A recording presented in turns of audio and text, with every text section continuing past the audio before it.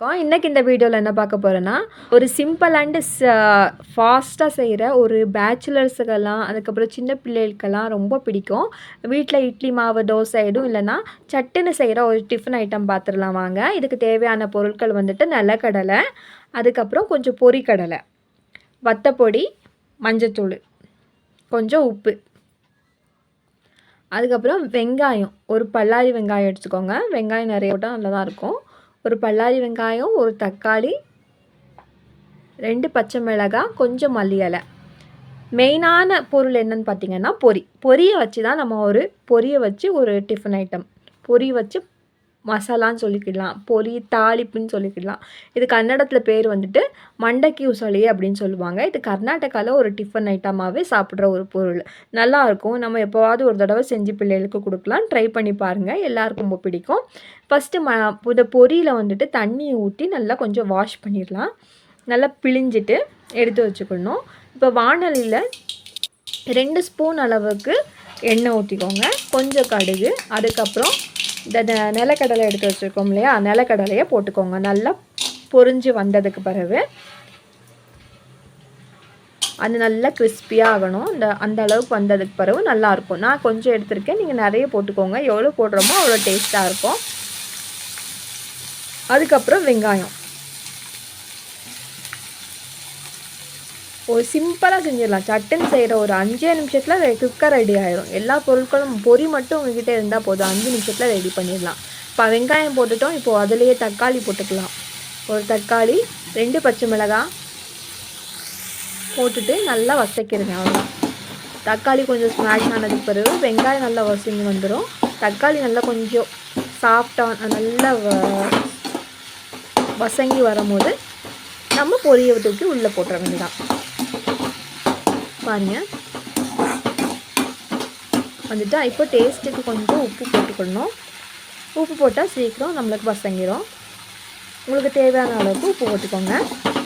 ஒரு பொரியலையும் வந்துட்டு உப்பு இருக்கும்.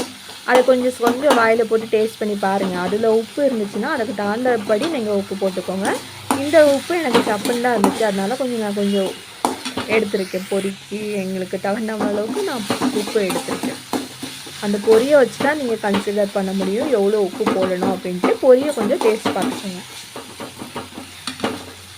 போட்டுட்டு நல்லா வதங்கி வந்துடும்.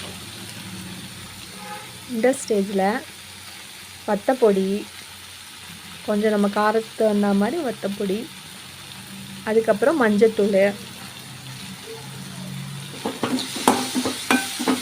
இது பொரி வந்து கர்நாடகாவில் ஒரு ஸ்நாக்ஸ் ஐட்டம்னே சொல்லலாம். நல்லா மழை வந்த டைமில் நல்லா சுட இந்த பொரியை வச்சுட்டு ஒரு டீயை வச்சு குடிச்சோன்னா அவ்வளோ டேஸ்ட்டாக இருக்கும். இந்த குளிருக்கு நல்லா இடமா இருக்கும். எல்லாம் ட்ரை பண்ணி பாருங்கள். இப்போ சின்ன பிள்ளைகளுக்கு வந்து ஈவினிங் ஸ்நாக்ஸு கொடுக்கும்போது இந்த பொரியை வச்சு ஒரு டீயை வச்சு கொடுத்து பாருங்கள். நல்லாயிருக்கும், நல்லா ஃபில்லிங்காக இருக்கும். அதுக்கப்புறம் நம்ம அந்த பிஞ்சு வச்ச அந்த பொரியை எடுத்து நம்ம தாளிப்பில் போட்டுருவோம், இந்த வாணலியில் போட்டுருவோம். போட்டுட்டு நல்லா ஒரு மிக்ஸ் பண்ணிடுறேன். இதுக்கப்புறம் கடைசியாக ஒரு விஷயம் இருக்குது. அந்த பொரிக்கடலையை எடுத்து வச்சுருந்தோம் இல்லையா, பொரிக்கடலையை வந்துட்டு நம்ம கடைசியில் போடணும். இது நான் வந்து விநாயகர் சதுர்த்திக்கு இந்த பொரியை வச்சு நான் செஞ்சுருக்கேன். அதில் கடலை இருந்தது, அது மிக்ஸ் ஆகி வந்திருக்கு. அது பிறக்கலை, நல்லா தானே இருக்குன்னு சொல்லி விட்டுட்டேன். நான் பொரிக்கடலையை வந்துட்டு கடைசியில் தான் ஒன்று போடணும். இப்போ அந்த மல்லி இலையை போட்டுக்கலாம்.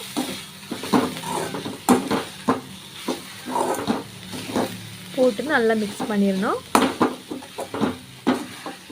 பொரியை உடனே தண்ணியில் போட்டு உடனே பிழிஞ்சு எடுத்து வச்சிடணும். ரொம்ப பொதுமி வரக்கூடாது, எல்லாம் குழஞ்ச மாதிரி ஆகிடும். கொஞ்சம் லைட்டாக கொஞ்சம் அந்த மொறுமொறுப்பு இருந்தால் நல்லாயிருக்கும். இப்போது அந்த கடலை எடுத்து வச்சுருந்தோம் இல்லையா, அந்த பொரிக்கடலை தட்டில் எடுத்து வச்சுருந்தோம் இல்லையா, அதை ஃபுல்லாக மிக்சியில் போட்டு 1-2 அரைச்சி வச்சுருக்கோம். இந்த பவுடரை உள்ளே போட்டுட்டா தான் நல்லா டேஸ்டியாக இருக்கும். போட்டுடணும். நல்லா ஹெல்த்துக்கும் ரொம்ப நல்லது. இந்த பிஸ்கெட்டு அது இதுன்னு கொடுக்குறதுக்கு சின்ன பிள்ளைகளுக்கு டீயோடு சேர்த்து இது கொடுத்து பாருங்கள், ரொம்ப நல்லாயிருக்கும். பாருங்கள், அது மிக்ஸ் பண்ண உடனே பார்க்க ரொம்ப அழகாக இருக்கும். அவ்வளோதான். இது இவ்வளோ ரெடி ஆகிட்டு இப்போ நம்ம தட்டில் கொடுத்து சர்வ் பண்ணிடலாம். வீடியோ பிடிச்சிருந்தனா லைக் பண்ணுங்கள், ஷேர் பண்ணுங்கள். அவனும் மற்றும் நானும் சேனலை சப்ஸ்கிரைப் பண்ணுங்கள். இப்போ பாருங்கள், தட்டில் வச்சு நான் கொடுத்துடுவேன். நல்லா சுட சுட ரெடியாக இருக்குது. நல்லா சூடாக இருக்குது பாருங்கள். எல்லாருக்கும் பிடிச்சிருக்குன்னு நினைக்கிறேன். எல்லோரும் ட்ரை பண்ணி பாருங்கள். எப்படி இருந்துச்சுன்னு சொல்லிவிட்டு எனக்கு கமெண்ட் பண்ணுங்கள். அவனும் மற்றும் நானும் சேனலை சப்ஸ்கிரைப் பண்ணுங்கள்.